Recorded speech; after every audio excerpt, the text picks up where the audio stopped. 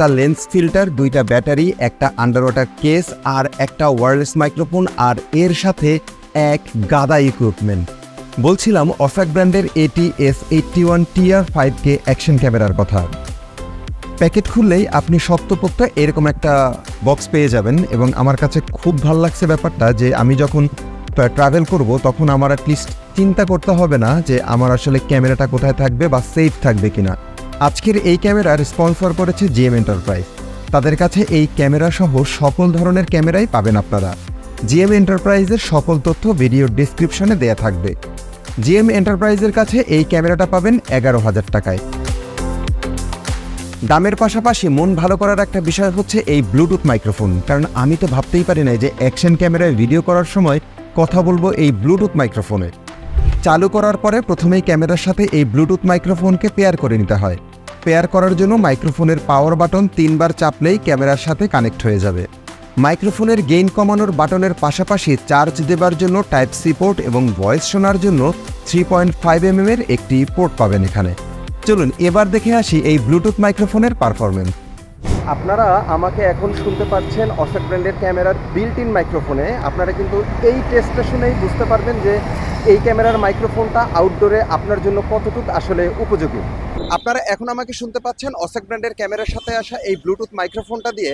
এটার সাউন্ড কোয়ালিটিটা কেমন এটা কিন্তু আপনারা অলরেডি বুঝে ফেলেছেন, এবং কমেন্ট করে জানান কেমন লাগলো এই সাউন্ড কোয়ালিটি।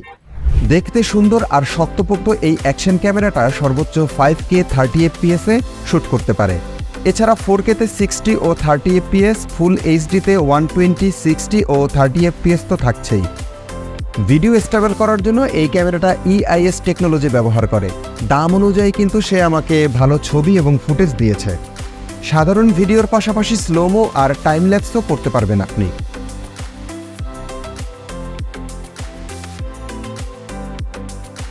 অফাক ব্র্যান্ডের AT-S81 TR ক্যামেরাটা 48 মেগাপিক্সেলেও কিন্তু ছবি তুলতে পারে।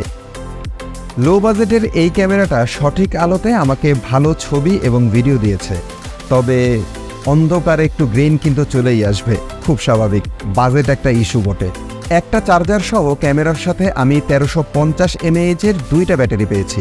5K 30 fps এ শ্যুট করার সময় আমি ক্যামেরা থেকে 50 মিনিটেরও বেশি ব্যাকআপ পেয়েছিলাম। ক্যামেরার সাথে আপনি এরকম একটা আন্ডার ওয়াটার কেসিংও পেয়ে যাবেন। তো অসেক ক্লেম করতেছে যে 30 মিটার পর্যন্ত পানির নিচে আপনি ক্যামেরাকে নিয়ে যেতে পারবেন এই কেসিং যদি ব্যবহার করেন। ক্যামেরার সাথে থাকা রিমোটটাও কিন্তু বেশ কাজের। সাইকেল চালানো বা মোটো ভ্লগ করার সময় রিমোট দিয়েই আপনি ছবি বা ভিডিও করতে পারবেন।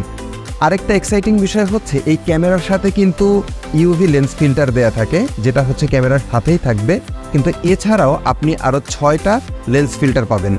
বিভিন্ন মানের ND ফিল্টারের পাশাপাশি CPL, পার্পল ফিল্টার ও ম্যাক্রো লেন্স ফিল্টার পেয়ে যাবেন। এই ND ও CPL ফিল্টারগুলো আপনাকে অনেক বেশি আলোতে সুন্দর ফুটেজ বা ছবি পেতে সাহায্য করবে। এই ক্যামেরার একটা রেয়ার স্ক্রিন আর একটা হচ্ছে ফ্রন্ট স্ক্রিন। এই রেয়ার স্ক্রিনটা হচ্ছে টাচ, এবং এই টাচ হওয়াতে অনেক সুবিধা হয়েছে, কারণ ফুটেজ বলেন বা মেনু ঘাটাঘাটি করার বলেন সব কিছু বোঝানোর জন্য এই টাচ স্ক্রিন হওয়াতে অনেক সুবিধা হয়েছে।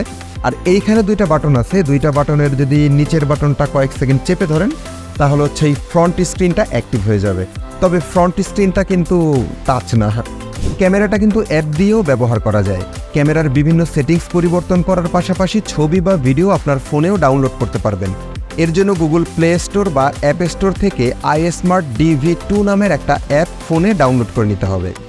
আপনার বাজেট যদি 10,000 টাকার কিছু বেশি হয় তাহলে বলবো যে এই ক্যামেরাটা কিন্তু আপনার কেনার লিস্টে রাখতেই পারেন। আমার কাছে কিন্তু এই ক্যামেরাটা খুবই ভালো মনে হয়েছে, প্লাস্টিকটা একটু শক্তপোক্তই মনে হয়েছে। কিন্তু আপাতত বিদায় নিচ্ছি, ভালো থাকুন, দেখা হবে পরবর্তী কোনো ভিডিওতে।